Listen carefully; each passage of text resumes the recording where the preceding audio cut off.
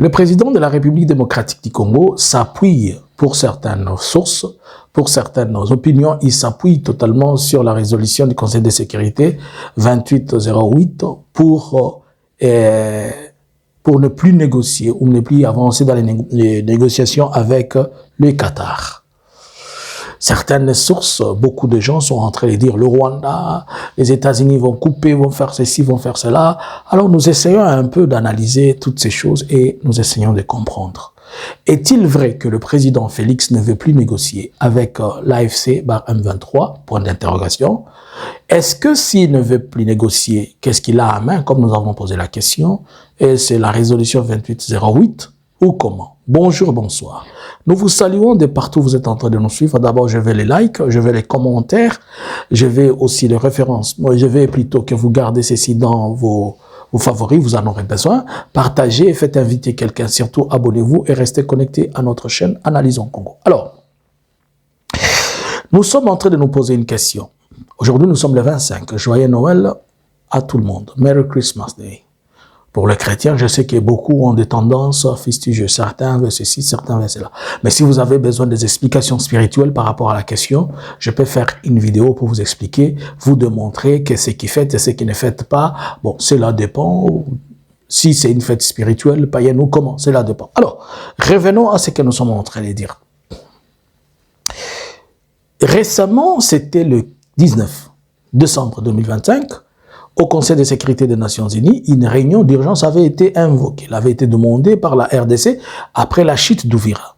Ainsi donc, on a demandé à ce que l'on puisse se retrouver, notamment les 15 membres permanents et les 10 autres non permanents, les 15 membres permanents du Conseil de sécurité des Nations Unies, c'est-à-dire par lesquels nous avons les 5 boss du Conseil des Nations Unies, qui sont faits des États-Unis, Grande-Bretagne, Russie, Chine, ainsi que, j'oublie l'autre pays. Alors, et les 10 autres qui étaient là, et les protagonistes, c'est-à-dire les gens qui sont en conflit ouvert, il y a le Rwanda, la RDC, le Burundi, et tout le monde était en train de parler. Alors, il est sorti que l'on se décide et que l'on ressort ce qu'on appelle une résolution. Alors, c'est quoi d'abord? Nous devons comprendre qu'est-ce qu'une résolution du Conseil de sécurité des Nations Unies.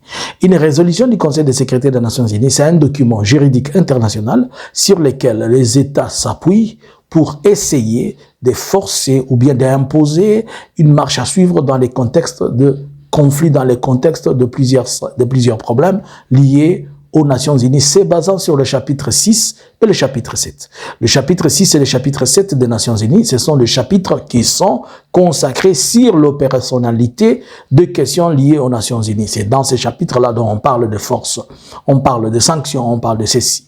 Alors, la résolution du Conseil de sécurité des Nations Unies, elle a une caractère aussi imposante quelque part. Elle peut elle peut demander des sanctions, elle peut amener à demander des condamnations, ça arrive. Alors, dans les cas espèces, la résolution 2808, elle vient après la résolution 2773. Alors, parlons un peu de la résolution 2808. La résolution 2808 qui est en train de faire bruit à ce moment, c'est quoi? C'est-à-dire, c'est un document des Nations Unies qui est en train de prendre des décisions sur la RDC et sur les choses, comment elle doit se faire par rapport aux situations actuelles. Une parenthèse, vous savez déjà que nous savons tous que la secrétaire générale des Nations Unies, qui était la représentante du secrétaire des Nations Unies, Madame Bintou Keïta, elle est partie, sa mission est finie, elle a été remplacée par un Américain. Alors, dans ce contexte-là, qu'est-ce que la résolution 2808 a à voir? Est-elle une résolution nouvelle ou comment? Retenons, la résolution 2808, cette résolution n'a rien de nouveau, n'a rien de spécial de nouveau.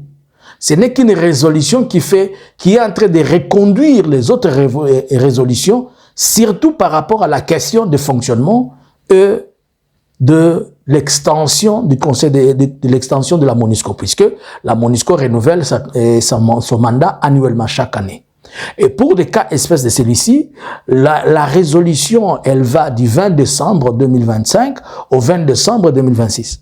Alors, dans cet esprit, qu'est-ce qui est demandé? Qu'est-ce que cette résolution a de particulier? Cette résolution, premier point, elle a comme objectif de prolonger les mandats de la MONUSCO. Donc, la MONUSCO est encore prolongée d'une année. Ça, c'est un. 2. Jusqu'au 20 décembre. Maintenir les effectifs autorisés de la MONUSCO. Quels sont ces effectifs? Aujourd'hui, la MONUSCO, on estime à 11 500 militaires sur toute l'étendue de la RDC, 600 observateurs officiers, 433 policiers, plus 1200 unités de police qui le constituent. C'est ce qui est constitué de la MONUSCO actuellement en RDC. Alors, c'est quoi, quelles sont les priorités dans cette résolution 2808? Elle a comme priorité protéger les civils, c'est ça la priorité principale, soutien au désarmement, démobilisation et intégration et réintégration. Donc, si on va démobiliser les militaires, les groupes armés, il faut les mobiliser, les démobiliser, les intégrer. Appui à la réforme du secteur de la sécurité congolaise, il doit appuyer certaines, selon les définitions, on garde sur terrain. À la situation sécuritaire, comme je viens de le dire, sur la situation sécuritaire, c'est dans la résolution 28.8 du Conseil de sécurité, elle a condamné certes l'avancée du M23. Je veux que vous compreniez un peu. Elle a condamné l'avancée de l'AFC bar M23 et il lui a demandé de ne plus avancer. Mais vous devez comprendre que le français utilisé dans cette résolution, elle dit ceci, elle condamne fermement l'offensive du mouvement du 23 mars, il exhorte le M23 à arrêter immédiatement, il exhorte, c'est-à-dire on supplie l'M23, à l'AFC bar M23, tout ce que vous êtes en train d'attendre, on demande l'AFC quitter, non. On exhorte, on est en train de supplier l'AFC M23 de ne pas avancer, d'arrêter, puisque les gens sont en train de ceci. Personne n'a dit sort, on a dit on exhorte. Allez lire votre document là de 2808. C'est ce que je suis en train de vous demander. Allez lire là, vous allez consulter. Il exhorte à ne pas faire les offensives. Alors, je me suis posé une question. Est-ce que la résolution 2808 reconnaît le Rwanda comme étant un pays agresseur? Non. Et on dit seulement que le Rwanda doit lever ses troupes qui sont en RDC. Et les Nations Unies, elles se basent sur le rapport du groupe des experts qui dit qu'il y a des troupes rwandaises, mais dont tout le monde jusque-là, et la RDC, et les Nations Unies, et le Congo, personne n'est en mesure de pouvoir les identifier pour dire qu'ils doivent sortir. Est-ce qu'on a demandé au M23 de quitter Goma, Bukavu, pour rentrer je ne sais où? Non. Nulle part. La résolution du Conseil de sécurité a dit non, rentrez chez vous, non. Par contre, le Conseil de sécurité a reconnu que le conflit en RDC n'est pas un conflit qu'on peut gagner par les armes. Pourquoi? Il prenait la partie du pouvoir, la partie du gouvernement, démontrant que le gouvernement congolais n'est pas en mesure de gagner cette guerre par les armes, mais il serait mieux qu'ils passent tous aux négociations, au dialogue, chose que Félix dit non. Bon, vous avez maintenant compris. Vous avez compris que cette résolution, elle n'est pas ce que Kinshasa est en train de vous dire. Je vous ai toujours dit que quand Kinshasa vous dit que Jésus est vivant, sachez qu'ils sont en train de parler de Satan. Et quand on vous dit que Satan est ressuscité, sachez qu'ils sont en train de parler de Jésus. S'ils vous disent que Jésus vient demain, c'est que Jésus ne viendra pas. Puisqu'ils ont l'ADN de mensonge, en commençant par leur propre papa et leur président. Alors maintenant, essayons de comprendre. Est-ce que cette résolution est liée au Rwanda? Never. Cette résolution, elle est liée à l'AFC, elle est liée au Congo, aux choses qui se passent au Congo. Et le Congo, la RDC a des problèmes avec l'AFC qu'elle ne veut pas résoudre. Alors, les choses vont aller telles que celles.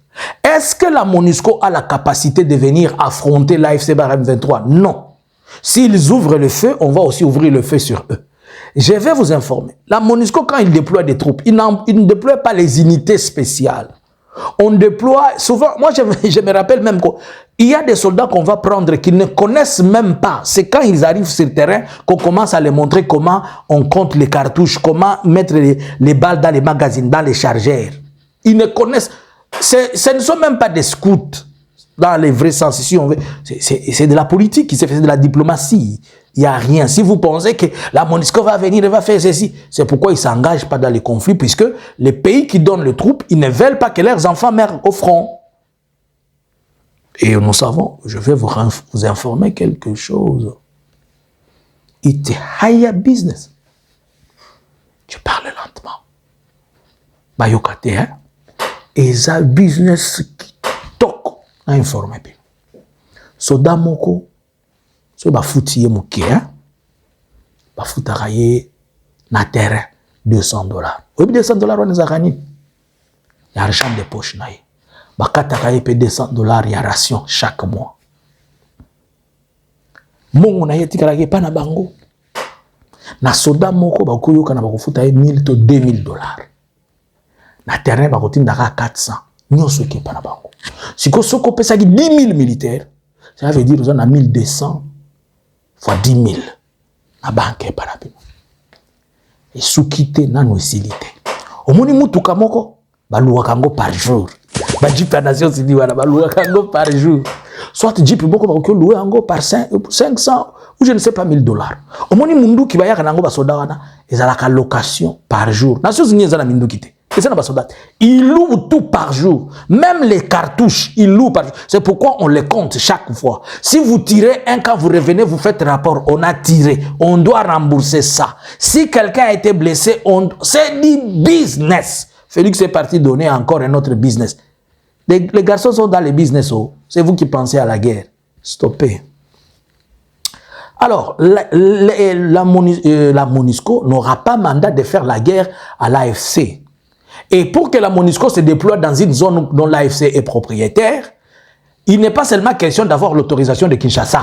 Il doit aussi avoir l'autorisation de ceux qui occupent la zone. Et de deux, la MONUSCO n'est pas autorisée de collaborer avec le groupe armés, et notamment l'AFC. Que ce soit un mouvement révolutionnaire. Donc, par conséquent, l'AFC peut dire ils ne doivent pas venir chez nous puisqu'on ne va pas parler. Qu'est-ce qu'ils vont venir faire ici? Les gens avec qui on ne discute pas. Ils restent là-bas chez eux. Je ne suis qu'en train de parler des choses qui sont logiques. Mais non, je suis en train d'écouter les gens disent oh non, les Nations Unies, hey, les Rwanda. Stop. Can you sit down there? Can you sit down? Si vous n'êtes pas prévoyant, ce n'est pas tout le monde. Les Nations Unies ne peuvent ni aujourd'hui ni demain s'imposer sur le Rwanda. Que ce soit la France, que ce soit les États-Unis, que ce soit la Grande-Bretagne, que ce soit qui. Au niveau des Nations Unies, même au niveau de la Maison-Blanche, même au niveau des Quai d'Orsay. Je vous explique. Je ne vais pas prendre tous les faits, je vais prendre juste 2 faits seulement. 2 facts. Il y a une mission des Nations Unies qui est en Centrafrique. Vous les connaissez. Quand je vois les gens qui sont en train de dire « Oh, le Rwanda est parti du côté de la Russie », apparemment, il y a des problèmes ici. Hein. En Centrafrique, il y a la Russie qui est là, qui avait été invitée par le gouvernement centrafricain. Et le Rwanda est là au compte d'une mission des Nations Unies. Mais cette mission, elle est l'apanage ou la responsabilité de la France. Et comme la France ne peut pas envoyer ses troupes là-bas, la France a sollicité le Rwanda pour que le Rwanda déploie les troupes pour le compte de la France où c'est en Centrafrique. Ainsi donc, on paye le Rwanda pour les services, le Rwanda a des troupes en Centrafrique et les troupes du Rwanda qui sont en Centrafrique répondent aux besoins français.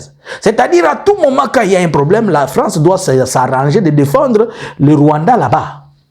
Le Rwanda est en train de former même les gardes rapprochés du président centrafricain. Le Rwanda fait beaucoup de business là-bas, de l'or, du diamant. Il fait de l'argent puisque le Rwanda a ce système. Quand il va dans une mission de maintien de paix, il appelle tous ses commerçants, allez, on va faire du business. Les garçons sont en train de travailler. Alors, si seulement au niveau du Conseil de sécurité des Nations Unies, on lève la voix contre le Rwanda. Oh, machin, le Rwanda dit, je retire mes troupes. France, débrouille-toi avec tes histoires en Centrafrique. Eh, non, revenez, papa. On fait quoi? Vous comprenez? 2. Il y a la mission des Nations Unies au Soudan. Cette mission, c'est la responsabilité, ou bien ceux qui ont créé cette situation, vous connaissez, ce sont les Américains pour question de pétrole. Et les Américains veulent contrôler les Soudans via les systèmes des Nations Unies, comme ils contrôlent la RDC via la MONUSCO. Ainsi donc, ils utilisent encore le Rwanda pour la mission de maintien de paix au Soudan d'ici. Et le Soudan d'ici, là où le Rwanda est, à un certain moment, vers 2010, à un certain moment, à l'époque où il y avait Ban Ki-moon comme secrétaire général des Nations Unies, Ban Ki-moon est venu avec ses histoires, le Rwanda a dit, je retire tous mes soldats demain. Ban Ki-moon est entré dans l'avion, allé à Kigali, s'y prier Kagame. Papa ne fait pas ça. Sois gentil. On va trouver solution. Nous sommes des garçons. C'est de la même manière que ce qui se passe pour le moment dans ce qu'il a là-bas en Centrafrique. Il est en train de gérer et protéger les intérêts américains. Vous comprenez maintenant, la RDC est ici. Nous avons la Centrafrique ici, la France. Nous avons ici les États-Unis. Et à l'intérieur, la RDC, même avec le contrat, l'accord qu'ils ont signé. Donc le Rwanda a beaucoup plus. Le Rwanda est en train de beaucoup plus servir des gendarmes pour ces gens et servir des policiers pour eux. Ainsi donc, leur mission dépend aussi de comment ils traitent le Rwanda. Dans toutes les démissions, le Rwanda a déployé au moins 5685 soldats. Allez poser la question en RDC. Est-ce que vous avez même une unité de 100 policiers au niveau des Nations Unies? À l'époque de Kabila, il y avait des unités qui étaient attachées aux Nations Unies. Mais depuis que Félix est venu, je ne sais pas où on a jeté ces unités-là. Alors que ce sont ces choses qui font et qui donnent la réputation de certains pays. Quand vous êtes en train de dire, oh, notre pays, je ne sais pas. Et pour prendre un pays, on regarde aussi, pour accepter les contingents, on regarde ce que ces contingents donnent. On ne peut pas accepter la FARDC aujourd'hui que le président l'a appelé une armée de clochards. Pour la question de Centrafrique, le Rwanda et la Russie collaborent en Centrafrique.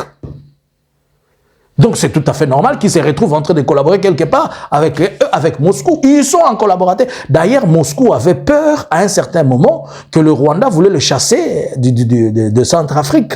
Puisque le Rwanda prenait beaucoup du terrain. Pas seulement les missions. Le Rwanda a mission de maintien de paix. Il a la police de mission de paix. Il a aussi les militaires. Et le Rwanda avait des unités spéciales qui étaient venues là-bas. Si nous devons aussi ajouter des histoires telles que la Mozambique ou la France, et ses intérêts sont protégés à cause du Rwanda. On utilise le Rwanda, il va faire le mercenariat. Est-ce que vous êtes en train de comprendre? Donc maintenant, si le président Félix s'attarde ou bien s'appuie sur cette résolution, il commet une erreur. Puisque cette résolution, en aucun cas, ne lui donne la force ou l'apanage de dire que non, la MONUSCO va faire. Même toutes les résolutions de la MONUSCO, son applicabilité dépend des acteurs sur terrain, dépend du pays. N'avez-vous pas vu Israël qui a dit que si leur garçon des Nations Unies, on le croise quelque part, il faut l'arrêter? Qu'est-ce qu'on a fait d'Israël? Les résolutions des Nations Unies restent dans les tiroirs. Si vous croyez à ça, vous vous trompez. Donc, pour moi, si le président Félix s'appuie sur cette résolution pour dire que c'est ce qu'il encourage pour ne pas négocier, c'est qu'il fait fausse route. Il doit avoir d'autres leviers importants que lui-même connaît avec Kaikwamba. Attention, cette décision, elle est trop mal perçue par des gens. Il y a des gens qui ne supportent pas ce qu'on appelle chez nous les Mazarao. Excusez, vous savez les Mazarao? Comment on est là, ou bien qu'on néglige Moutou. Les Arabes, ça ne passe pas dans leur tête. Vous voyez avec leur épée là, ils coupent la tête à tout moment. Si ils se sont donné le temps, ils se sont assis dans les problèmes de la RDC et ils sont restés, l'AFC est venu, et c'est Kinshasa qui n'est pas venu, poliment, Kinshasa devait venir et dire non, pour certaines raisons, ceci et ceci, nous n'allons pas parler. Mais le fait de rejeter, de ne pas venir, les jours qui sont devant ne seront pas bons pour la diplomatie congolaise. Alors, je pense que le gouvernement de la RDC peut donner d'autres bonnes raisons pour lesquelles il refuse de négocier avec l'AFC par M23, mais dire qu'il s'appuie sur ces résolutions du Conseil de sécurité des Nations Unies, je le décourage et je lui dis, dans les jours à venir, il va vivre ce qui va se passer. la MONUSCO n'a pas la capacité militaire de faire la guerre à l'AFC. La MONUSCO ne peut pas stopper l'AFC. La MONUSCO n'est pas suffisamment équipée comme l'AFC.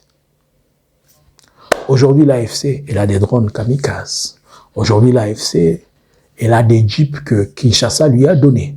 Aujourd'hui, l'AFC, elle a des Sukhoi. Aujourd'hui, l'AFC, elle a des lunettes nocturnes avec lesquelles ils peuvent attaquer.